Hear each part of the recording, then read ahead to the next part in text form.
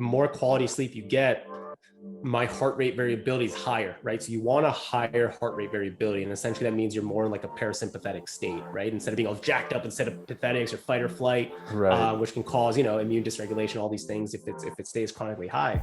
So with better sleep, you have a lower resting heart rate, you have a higher heart rate variability, which means you can work out harder now, right? And because you can work out harder, you're going to see more adaptable changes, right? You're going to see, you're going to get healthier overall, right? That's what we know, that's what exercise does. But this is the problem, is that when people don't get great sleep, right? And then they start exercising, well, now you're putting your body into overdrive. Where did that gray area go, right? Where did it all go where we could say, hey, let's use the best conventional techniques. Let's use the best osteopathic techniques, right? Lymphatic drainage, things like that. Let's use the best naturopathic techniques where, oh, maybe we should treat the gut. Maybe vitamin D is important, right? And we put all the best together, you get more personalized medicine. And isn't that what we all want? Like, I always tell doctors, I was like, hey, if you were sick, would you not want personalized medicine? Or would you just want to get treated like the masses?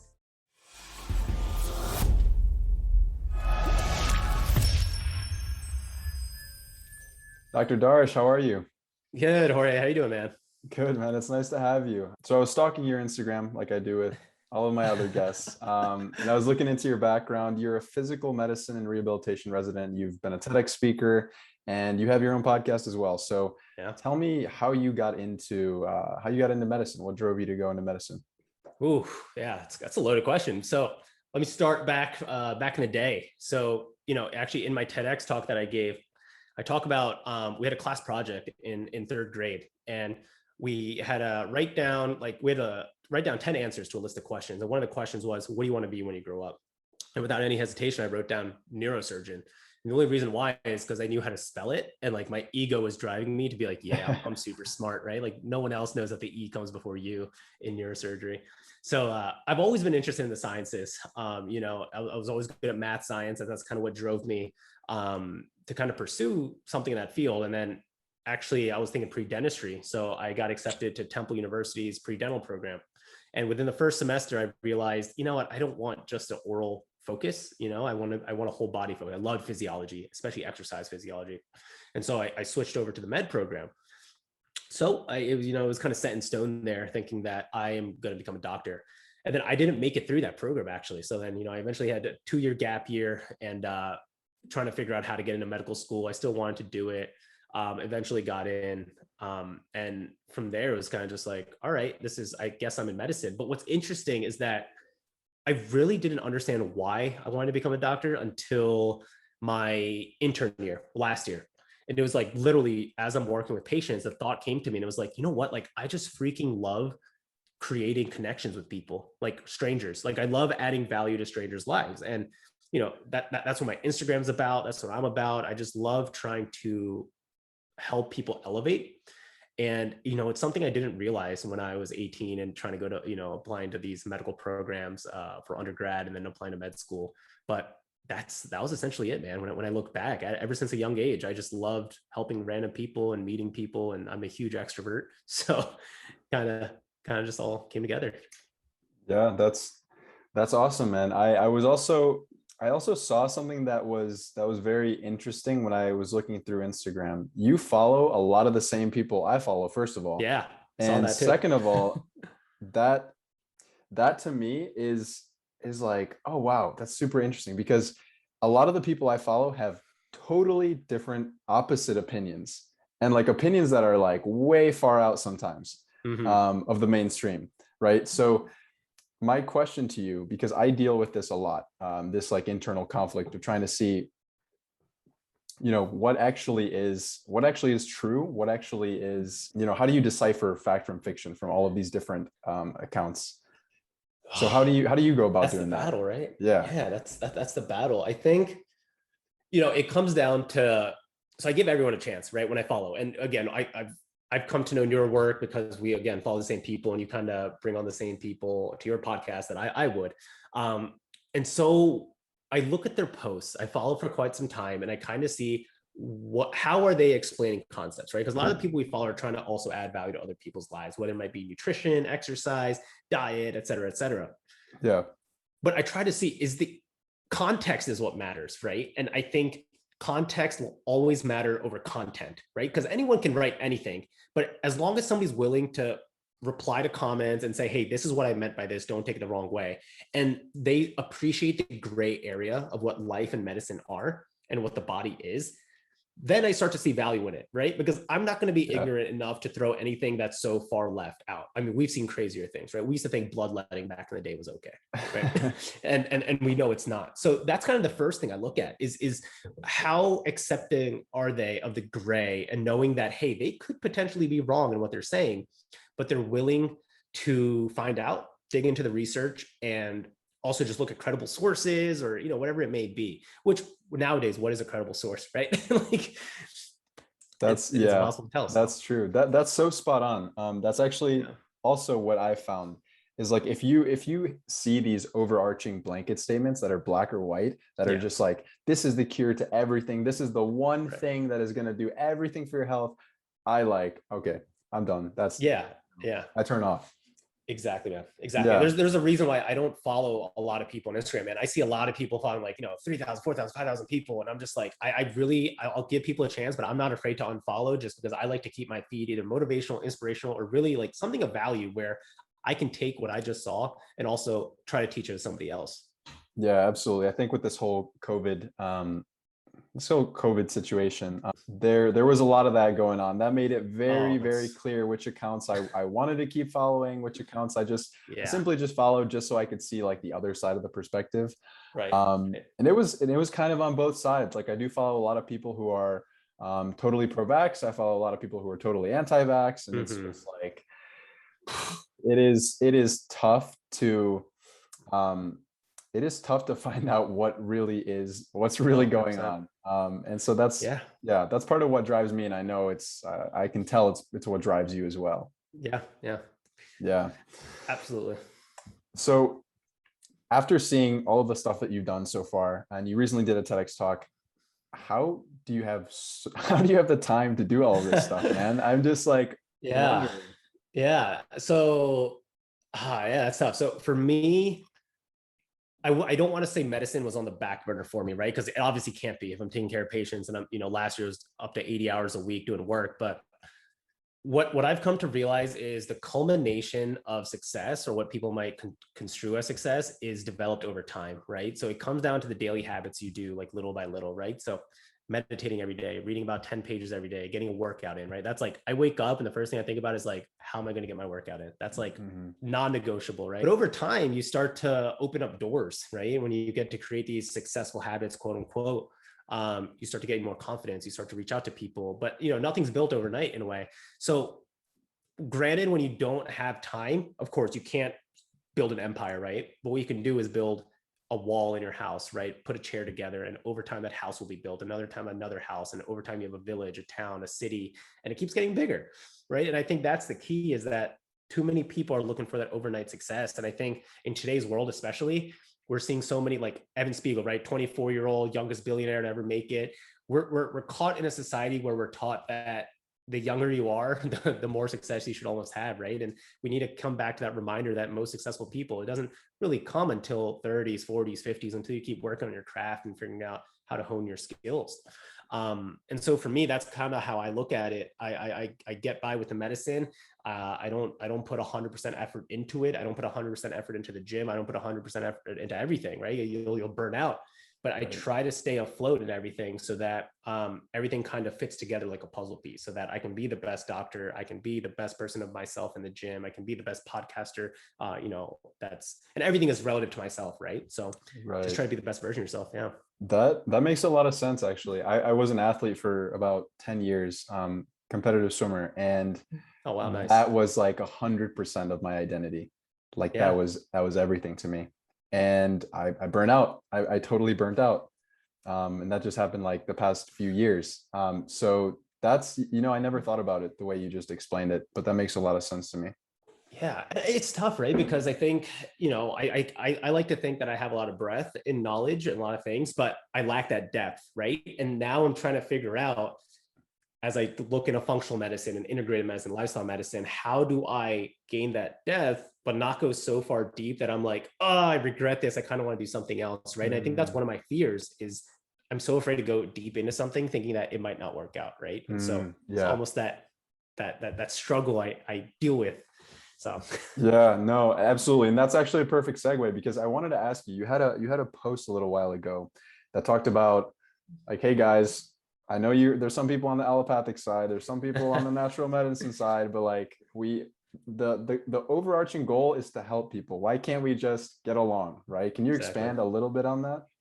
Yeah, I mean, I'm in conventional medicine, right? So as an osteopathic doctor, technically conventional. A lot of people will say, "Oh, well, you're osteopathic, so you do some voodoo medicine." So I'm kind of in that gray area already to begin with, right? But more so on the conventional side. But I have a huge passion for healing people naturally with foundational treatments, using things like Ayurveda, using things like lifestyle intervention, right? You look at the six pillars of lifestyle medicine, and there are things like nutrition, exercise, sleep, supplemental kind of things. So using that to our advantage as well. And one of the things that popped up to me is that 90% of almost the ailments in the healthcare system are from chronic issues: diabetes, COPD from smoking, heart failure, right? These are all things that are preventable.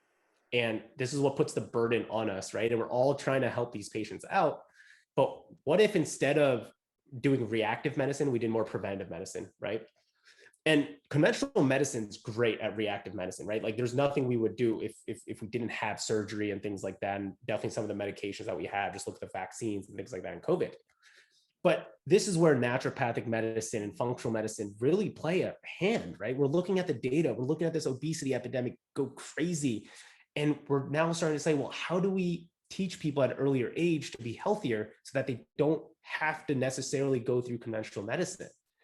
And so my goal in that post was, again, like you said, with COVID, we're seeing this divide. People are either like all integrative and all conventional, or sorry, all integrative, all functional, and all just like natural ailments, or they're all conventional and, oh, there's no room for functional.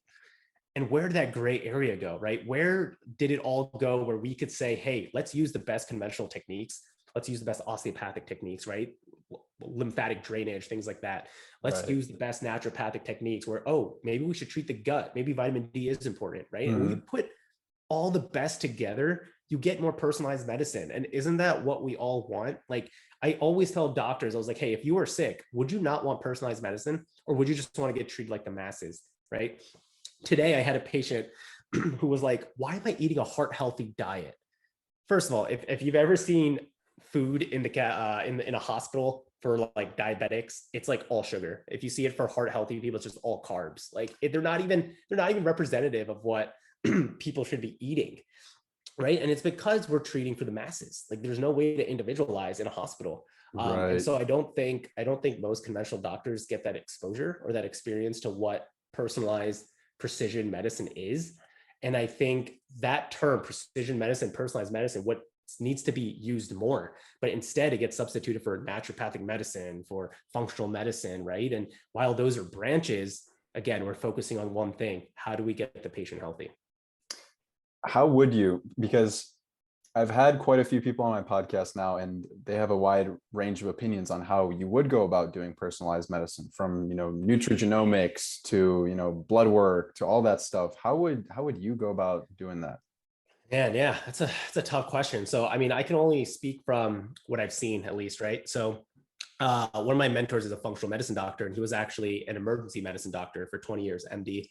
Started to see that, hey, same sort of patients kept coming in, same patients, nothing was actually making a difference. So he went over to, quote unquote, the dark side, is what he calls it, right? Because of the connotation. But he's now a functional medicine doctor. And so what he does is he's really about the gut. He's really about the microbiome. And a lot of the guests that we've interviewed, even like Dr. Will Bulsiewicz, Yeah. Dr. Christian Gonzalez, Heal Thyself, they'll always talk about how the gut is so important, with the gut brain connection, the gut adrenal connection. Hmm. There's now a gut heart connection, that we're starting to learn about. And we're starting to realize this, Yeah. the gut is the command center, right? For gene expression, all these things. Right. So it's tough. I mean, I don't think there's a way you can necessarily go about it specifically. I think it comes down to behavior change of the patient and understanding, one, socioeconomic status of that patient. How much is the patient willing to pay for, right? Because a lot of these things don't get covered by insurance. So if it's a wealthier patient, they might say like, hey, let's just get genetic testing. Let's do the stool sample. Let's do IV vitamins and all this is right. But if you have somebody who maybe can't afford it, and again, a lot of these things don't take insurance, then you're looking at more behavior modification, right? You might be looking at, well, what are the things you want to work on? Is it your weight? Is it energy? Is it sleep? Is it figuring out what kind of supplements you need? Is it better relationships? Is it stress? And so you have to meet the patient halfway. And that's what I realized, is that behavior change is what's going to drive the next step. But if you try to just overhaul them and trying to, change the physiology without explanation, well, you can change the physiology, but it'll just it'll just kick right back to where it was if the lifestyle is not right. So I'm all about the foundations and the fundamentals. And that's what I think I've realized, is keeping it simple is actually what does the most benefit. Yeah, I think so too. I recently got certified as a health coach, and Nice. obviously that's totally different from a doctor. I don't tell people what to do, but I do what you just said, which is I help them with the behavior modification part. And that's totally true. Most people, I think, like you said, they know the foundations. They know, okay, let me get a good night of sleep. I'm going to eat, whole foods for the most part. I'm going to exercise, but the hard part is actually doing it. Yeah. Then that's why I asked you at the beginning, like, how do you fit in so much stuff into your lifestyle, like as a resident?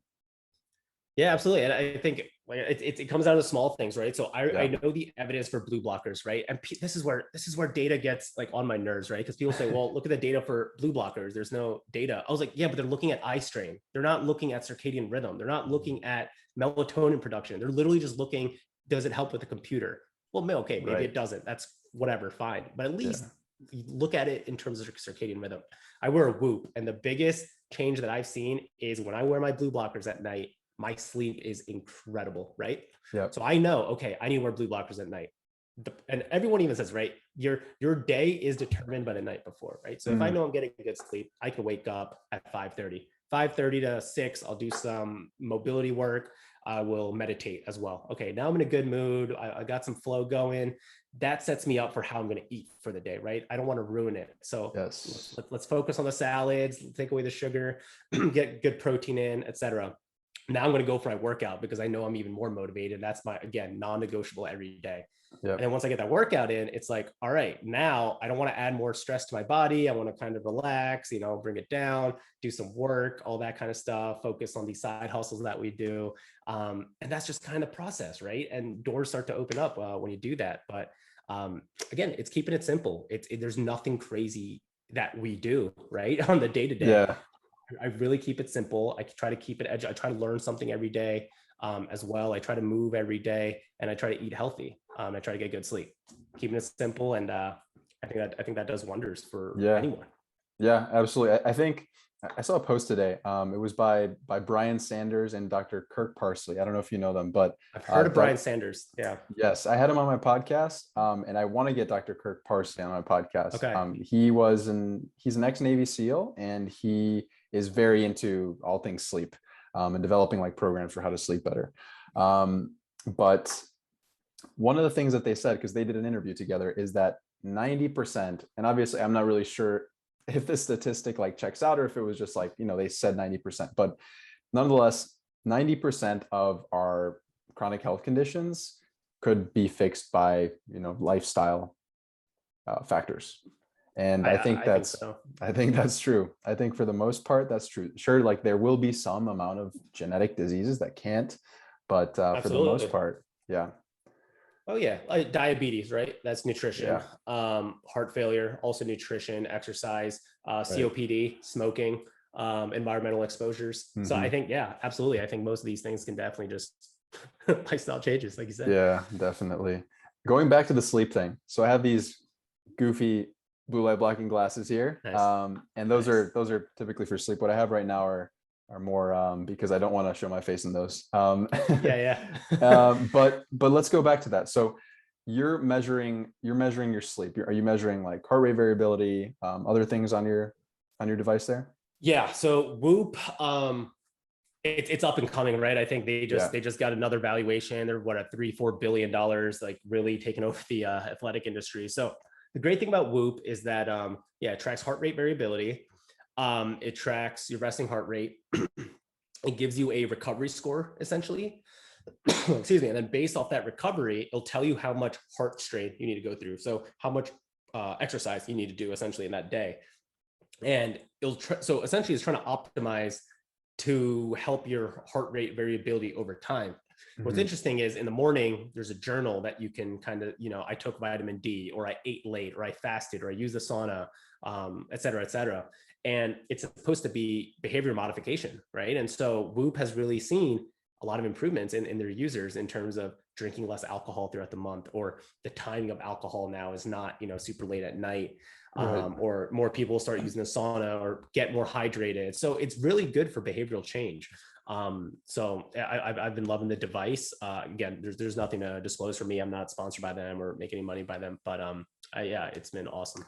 And in terms of sleep, can you cover quickly, because you did mention a few things. You mentioned the fact that, and I think this is an often neglected one, which is it does give you like more willpower, like during the day, you just find it easier to do harder things. What are some other things that you found? I found that my workouts would be a lot better, a lot stronger, right? So I can go harder during those workouts, right? So the more quality sleep you get, my heart rate variability is higher, right? So you want a higher heart rate variability. And essentially that means you're more in like a parasympathetic state, right? Instead of being all jacked up, instead of pathetics or fight or flight, Right. which can cause, immune dysregulation, all these things if it stays chronically high. So with better sleep, you have a lower resting heart rate, you have a higher heart rate variability, which means you can work out harder now, right? And because you can work out harder, you're going to see more adaptable changes, right? You're going to see you're going to get healthier overall, right? That's what we know. What's what exercise does. But this is the problem, is that when people don't get great sleep, right, and then they start exercising, well, now you're putting your body into overdrive, right? So recovery is something we don't think about often, especially in our culture here in the US, right? It's always a go, go, go. Oh, no pain, no gain. Yeah, no pain, no gain. You only slept 3 hours. It's okay. Wake up at 3 a.m. and get a workout in. Oh, wait, your cortisol might be like shot, but okay. So that's what I love about Whoop too. It tells you when to like chill out, like, hey, it's okay to not work out today. It's okay. Like you really need to focus on recovery. So there's a good balance behind it. So that's what I really noticed with sleep, man, is yeah, go ahead. Yeah, I think it's kind of crazy that we have to, like look at an external device in order to tell us when we need to rest. You know what I mean? Absolutely. Right. And I think that's a good point. So I've now, because I've had my Whoop, I can tell right when I wake up if I'm going to be in the red zone, a yellow zone, or a green zone. Because I'll just feel, if I'm super rested, I'm like, what, I could go work out right now. I'm probably going to be in that green zone. And then there's days where like, okay, I know I had alcohol. So last night I went to happy hour, had some drinks. Still felt okay this morning, but I was like, you know what? Even though I feel okay, I wonder where I'm going to be. And I was in the red. So just did a light weightlifting session today. And I didn't overdo it or anything, but you definitely become more attuned to your body, and it's interesting because you need these devices to kind of learn. But then, my podcast host, he used to wear Aura Ring and he doesn't wear it anymore because he was like, no, I don't want to be dependent on it, because I think you can learn a lot about your body and how it feels once you learn the patterns. Right. It's that biofeedback, I think. Yeah. Just like teaches you to be a little bit more conscious.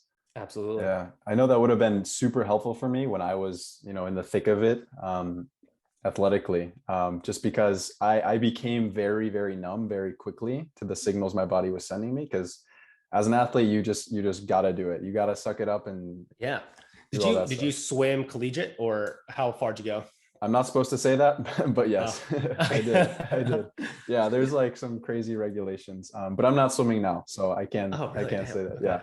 Yeah, I did. Gotcha. Yeah, it's brutal. It was absolutely brutal. Dude, I respect swimming, man. It's just such it's a full workout, right? It's aerobic, it's anaerobic, it's like everything. Man. So I'm a huge track and field guy, and I think swimming is like the 400 meter, because it's like a stamina sprint workout, and it's the worst. Yeah.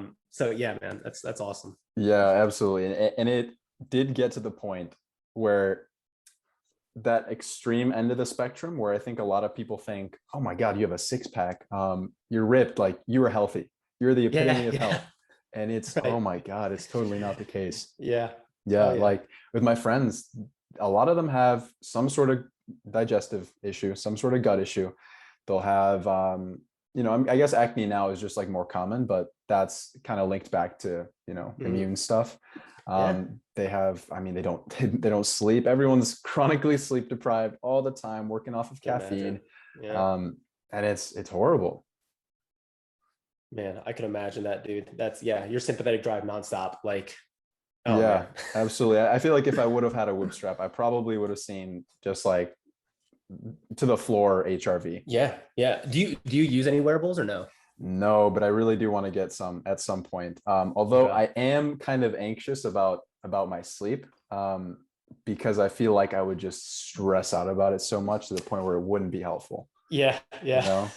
Yeah, I feel that. yeah. Yeah. Yeah, actually, I wanted to ask you about that because recently, Mhm.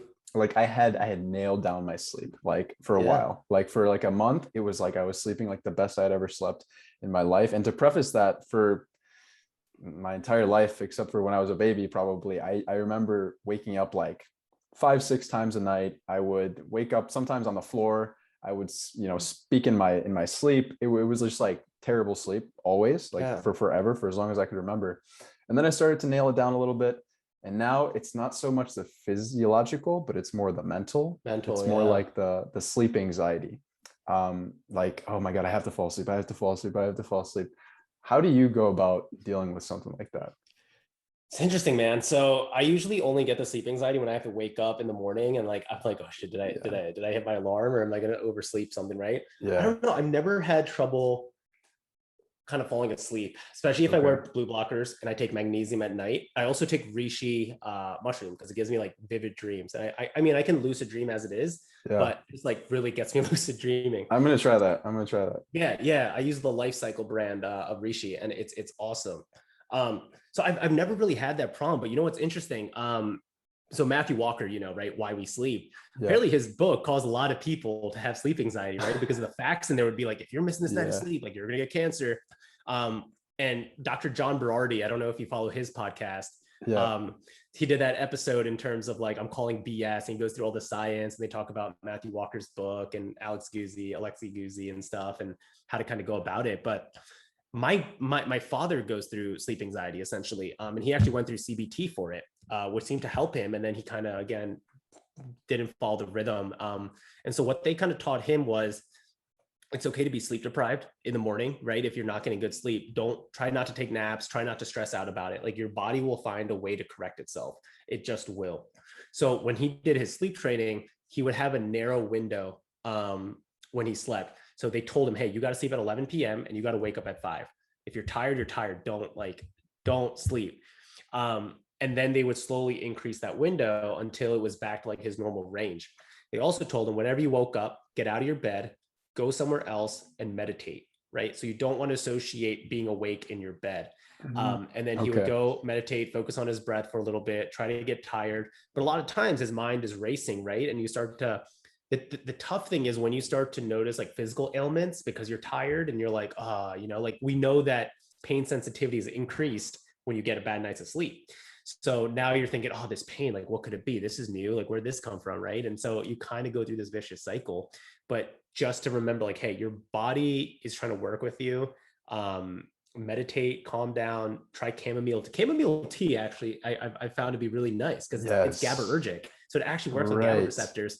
And I think Tim Ferriss, what he does is he does honey with apple cider vinegar, like as a tea, which I think like produces some serotonin or some GABA stuff. So That's I've tried it a interesting. couple times actually last year. You It think it's worked. worked? Yeah. Yeah, it's weird. It does. That's I think it's also interesting. just gives you some vivid like dreams and stuff. So Oh man. Okay. Okay. I'm gonna write down the apple cider vinegar and honey thing. yeah, apple I'm cider gonna vinegar and try honey. that Look it up. out.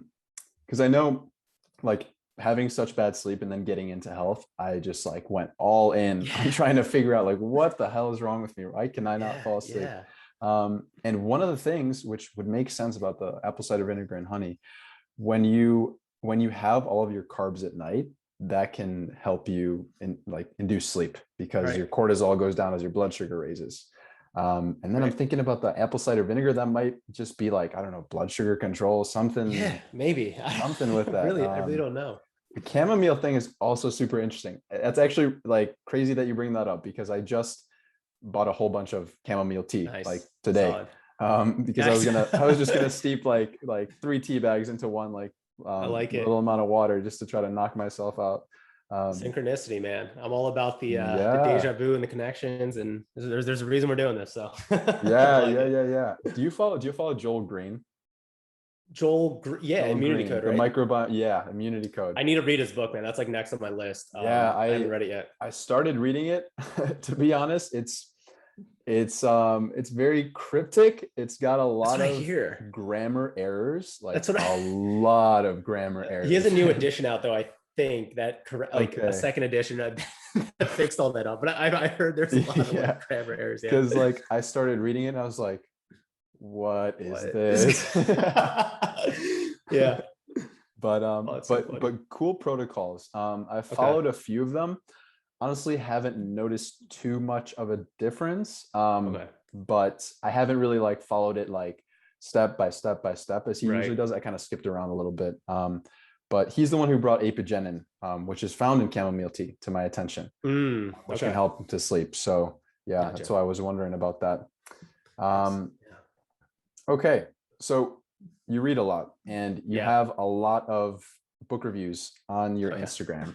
Which would you say, this is probably going to be a tough question, but like, which would you say mentally or just like personally was the most impactful? And then in terms of physical health, which was the best one? Ooh, that's very interesting.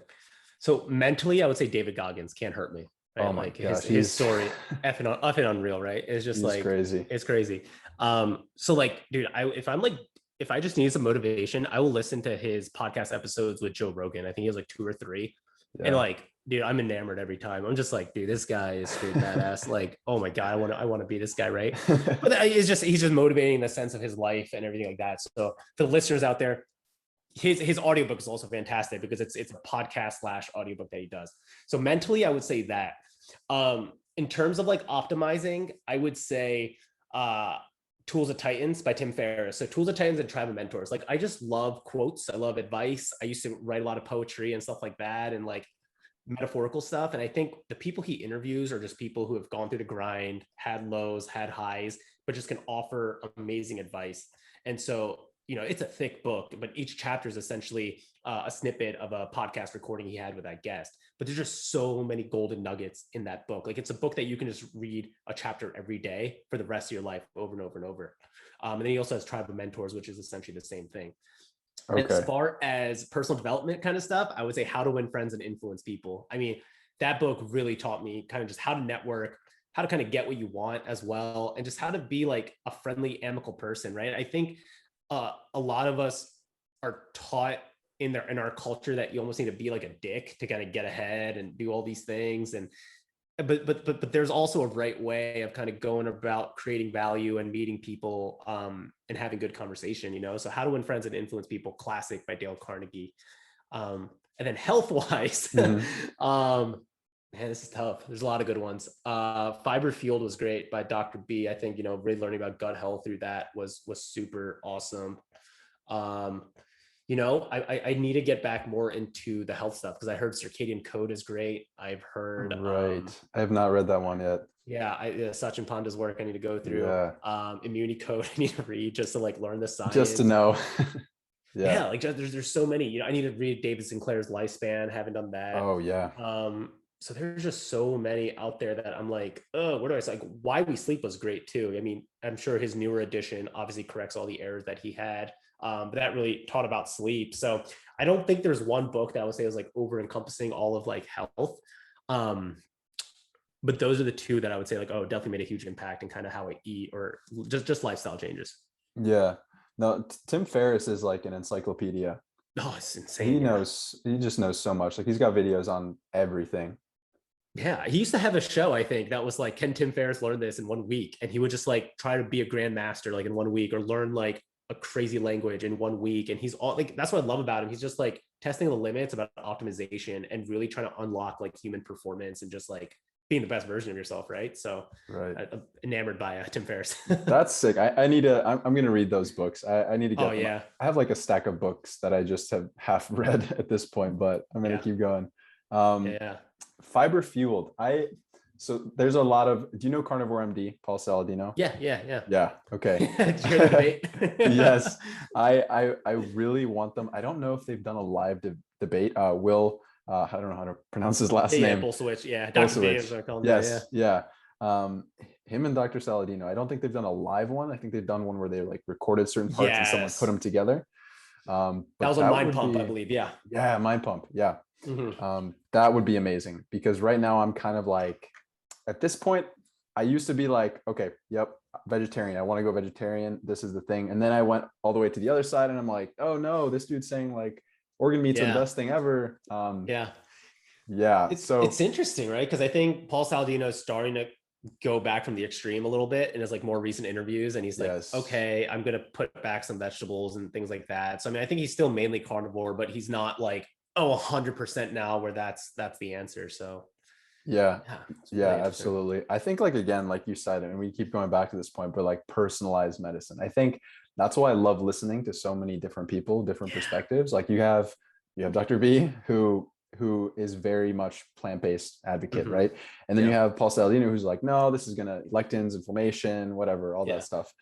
Um, but I think both have such value, Hmm. but value to different people. And that gray area that we were talking about, that Right. context. You know what? And they're both willing to listen, right? Like that's what I love the most. Like they're willing to Yeah. get on podcasts, they're willing to hear different like advices, and they're willing to change. Like Saladino, I think, went on that John Berardi show, and I think it was like with Lane Norton, and Lane Norton was kind of just saying like, Yeah. "Hey, Paul Saladino, this," and Saladino was like, "Okay, well, let's get on a podcast together. Like, I'm willing to learn." Yeah. And that never happened. But like that's what I'm super appreciative about is like these people who create value are also just like not super ego driven, right? Like they're also willing to just learn from people. Um, so yeah, it's super interesting, man. And I think the other thing, like Walter Longo's research, right? He kind of Yeah. says, eat what your ancestors would have eaten, right? So I'm thinking Mhm. like, and he brings up the example in his book, the longevity diet. Like, if I'm Indian, I probably should not eat quinoa because it's South American, right? And again, I don't Mm, know. There's not like much I value see. held to it, but he talks about like you should eat the foods of which your genes like kind of come from. That makes Um, sense. so yeah, I was just like, it's super interesting, Yeah. and like optimizing for that and for your genes and things. So Yeah. yeah, and I think a lot of people I think don't realize how much like genetics just plays a role in this. Like it's Yeah. It just does. huge role, It just does. right? Yeah. And like yeah, a lot of you can't control, but you can just try to optimize and do the best you can. In the past few years, I've become fascinated by the history of food preparation. In most cases, processes like fermentation, soaking, sprouting, and charring weren't just for taste, they were functional. Modern science has now shown that all of these processes help increase bioavailability, reduce harmful plant chemicals, and allow our body to access the nutrients within these foods more readily. Dr. Bill Schindler, professor of archaeology and a previous podcast guest, has packaged this ancestral wisdom into several live and on-demand online courses. From making sourdough bread and pasta to cheeses and learning how to butcher an animal, Dr. Schindler's courses teach you how to prepare foods like our ancestors, all while making them as delicious as possible. You can find the classes at eatlikeahuman.com and get a 10% off discount code using code LIVEDAMNWELL. Now, back to the show.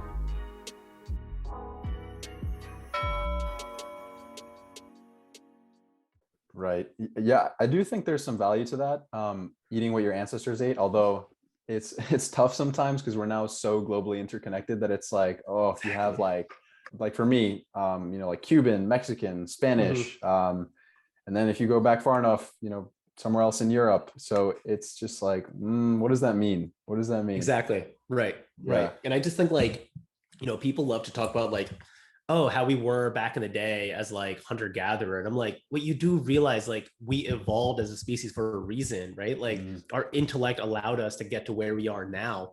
And so, sure, some of the physiological mechanisms are still going to be the same, but like, I truly don't believe we're just like hunter gatherers still, and our physiology is exactly like that, and that we need to right. abide by those rules. Like, there's a reason we figured out farming and how to be more efficient and the wheel and et cetera, et cetera, et cetera. We keep going. Like, this is part of the human journey. So Right. yeah, Yeah. yeah. Something that does kind of worry me about going you know, going from the hunter-gatherer to going to agriculture is that, well, for one thing, the density of our bones has gotten like lower as we progress. And that's obviously like due to a lot of different things. But one of the things that, I don't know if you follow Dr. Stephen Lin, he's a dentist. Yeah. He talks about this a lot, just like the chewing of foods that aren't hard anymore, just like aren't developing our airway and aren't developing like our facial structure. Yeah. Yeah. Dude, it's like, crazy. Even like talks about breastfeeding, right? Like in the US culture, it's like you don't breastfeed your kids till 5. And then you look at the Africa, right? In Africa, these African kids are breastfeeding till like 5, 6, and they have these perfect jaw lines and teeth and structures. And my brother's a dentist, and he's just like, yeah, man, it's like that's there you go. Yeah. And then you have like Dr. Was he Dr. Weston A. Price? I don't think he was a doctor. He was a dentist. Weston A. Price. Yeah. He was a Canadian dentist in like the 1960s, I want to say.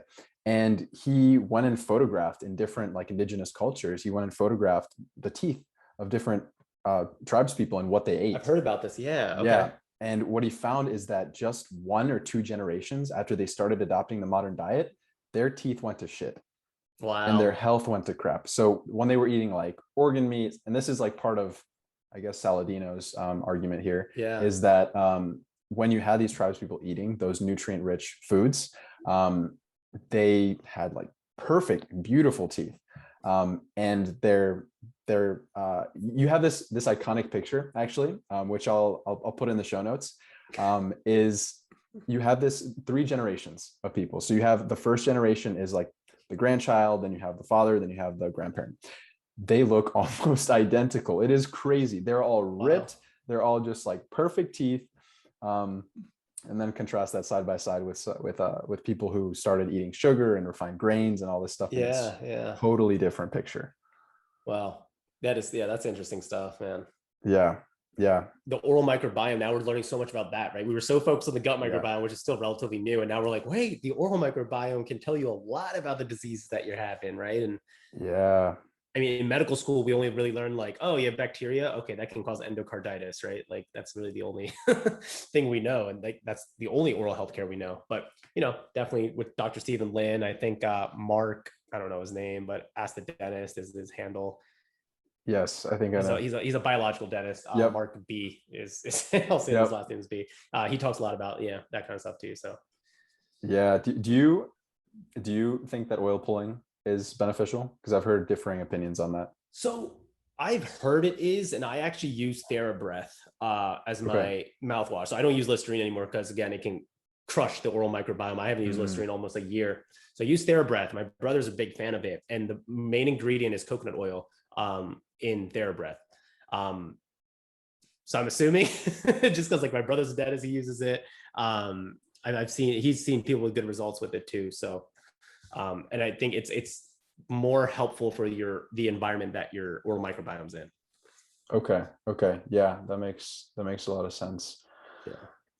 Well, we've covered a lot so far. One last question I want to ask you before we get into our rapid fire rounds. What would be your advice? Because we've talked about like, how do you decipher like fact and fiction with so many different opinions now, and COVID has made that clear as day. So what would be your advice for younger generation like me that's going into a health related field?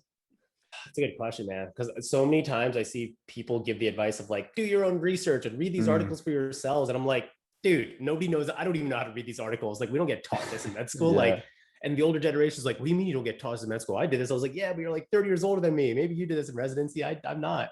So I would say you got to figure out kind of what aligns with you, right? Like, keep an open mind. First and foremost, keep an open mind, right? Like, we will never know everything about something. We just won't. I talk about this with my co-residents all the time, right? We think, like I said, we think bloodletting was a good idea. We never knew germ theory was like even a thing, right?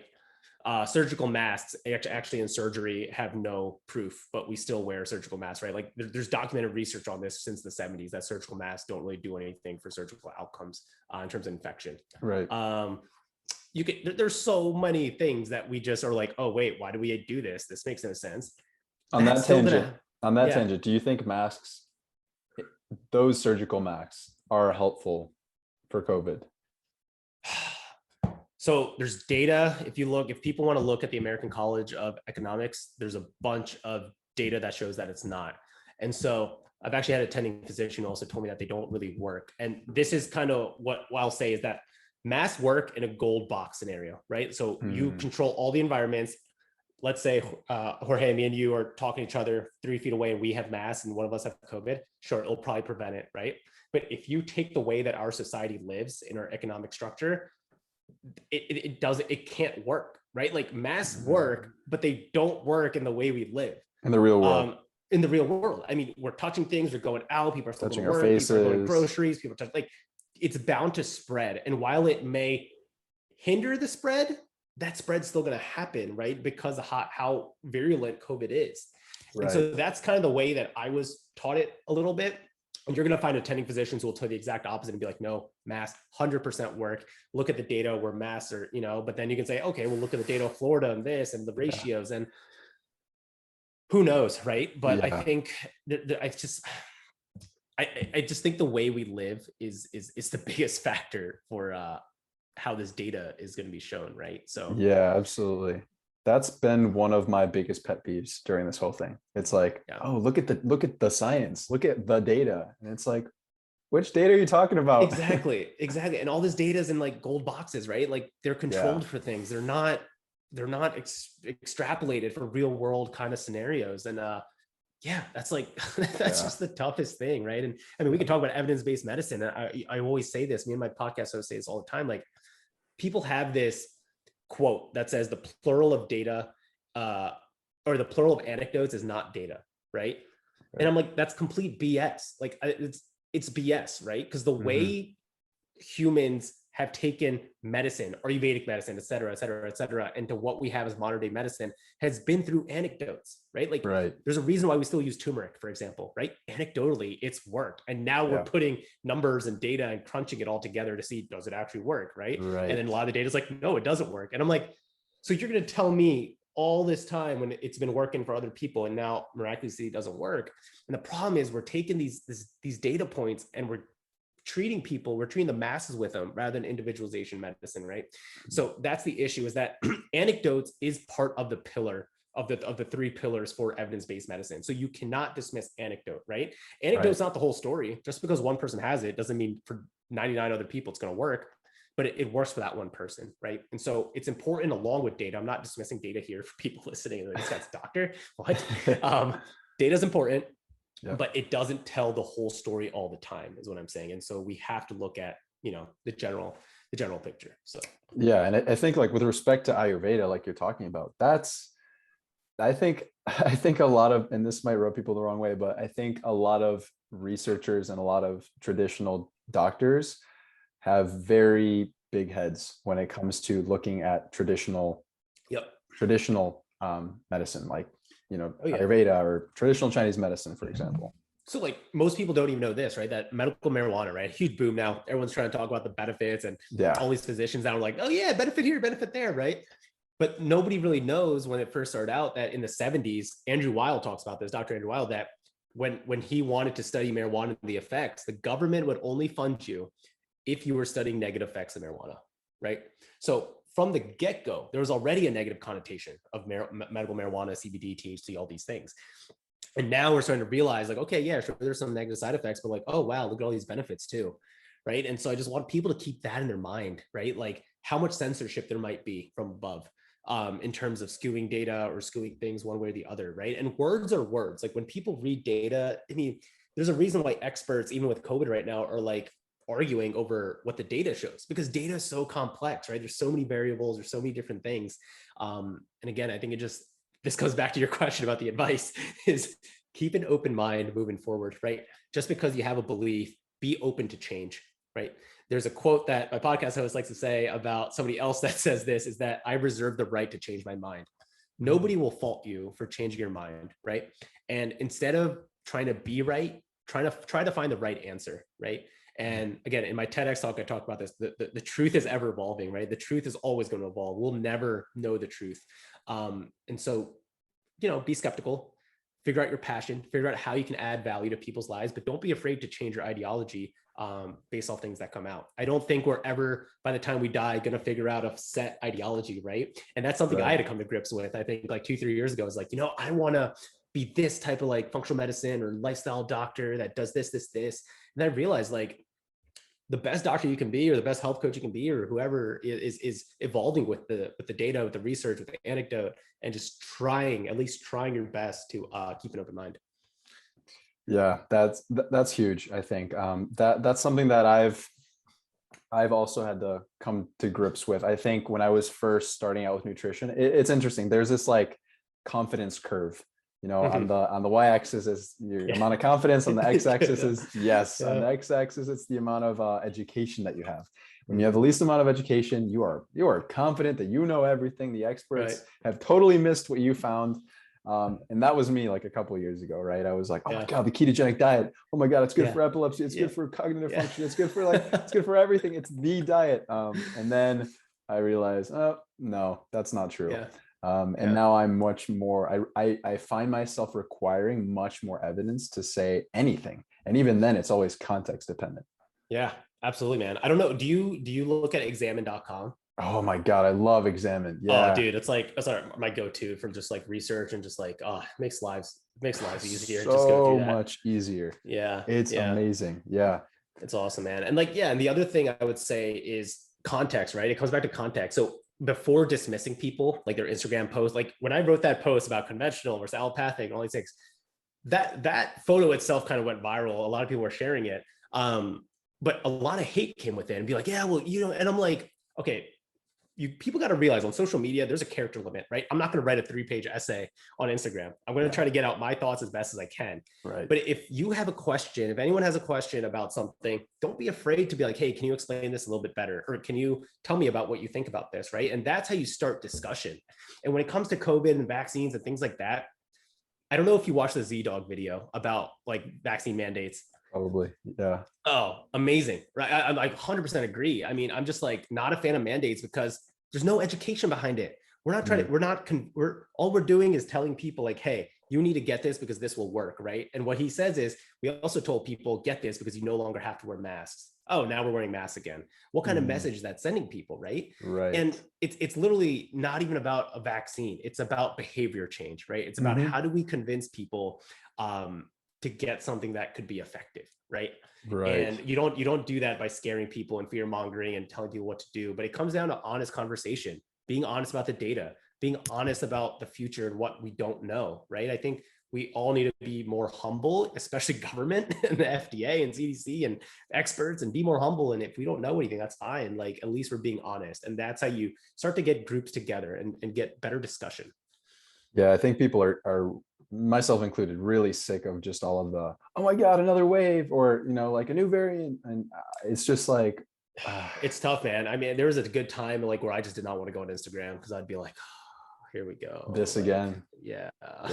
Like somebody's saying this, somebody's saying that. And it's just like funny, man. I see so many physicians just being like, this is what the science says. And I'm like, dude, you did not even read a paper. Like, you do not know how to read a paper, did not read these papers like these experts do. Like, just because you're a physician, you feel like you have a platform. Yes, use it for good, but be genuine about it, right? Like, have an honest conversation rather than just being like, yep, this is it. I'm brainwashed. Let's do it. Like, it pisses me off.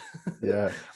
Why do you think, like, I don't know if it's just like, if it's biased because I'm seeing it on Instagram, like every time I go there, and it's just like Instagram amplifies the effects, but it seems like it's so common that you see physicians doing that all the time. I think it's like an identity crisis. Like, if you're not on this side, you're on the wrong side. And I think it elevates people's platform a little bit too, right? Is just be like, yeah, I'm with science. Like, it's edgy. It gives people become a rebel and be like, well, I'm standing for the right thing, even if people don't want to follow me. Like, I'll get more, like, like it gives you that almost sense of pride, rather than just sitting back and being like, listen, if people have questions, I'll gladly answer them to the best of my ability, which is why, like, I even told you before this, like, I'm not an expert on COVID. Like, there's no way I can explain the data or anything like that, but I can tell you perspectives. I can tell you from a healthcare side of things, like what people are seeing and what we think. I think that's what it is, man. I just think it's tribalism at its finest. Like, people just want to feel like they're part of something, and it's too much, right? It's too much ego. And, I was listening to Sadhguru. I don't know if you follow him. Yeah, I do. Yeah. So he had a really good, like, 2-hour talk with a lot of influencers that recently came out on YouTube. And he kind of talks about tribalism a little bit and just the ego and how we like as a as a nation just need to get away from it. Yeah. I mean, I think we think that we're past that, but we're totally not. It's just taking different forms now. Absolutely. Yep. Yeah. Yep. All right, Dr. Darsh, time for the rapid fire rounds. All right. Okay. So what is the most important habit you personally do every day to support your mental and physical health? Workout. That's a non-negotiable. Yep. Even if it's a light workout. What is the most important lesson you've learned recently, whether it be from a podcast, from a book, a life lesson? Context matters. Context over content. Every day, all day. What advice would you give your 20-year-old self? Read earlier, read more. I need to get on that. Okay. Where can people find out more about you, social media? Yeah, absolutely. So Instagram is probably where I do most of my stuff. At dr.darsh, it's doctor spelled out, and then .darsh, DARSH. Twitter at Dr_Darsh, again spelled out. I have TikTok. I rarely use it. It's also dr.darsh. And then if anyone wants to see my podcast as well, it's called at Medicine Redefined is the podcast name. And that's, again, Apple, Spotify, wherever people want to listen. And if they want to follow the account for that, it's at Med Redefined on any social media platform. So perfect. Thank you very much for your time. I had a lot of fun talking about a whole bunch of different stuff. Man. Dude, I love this. It's great meeting like-minded people, talking, and then just like open discussion like we're having. This is what it's about. Yeah, Thanks for having me. Absolutely. Totally agree.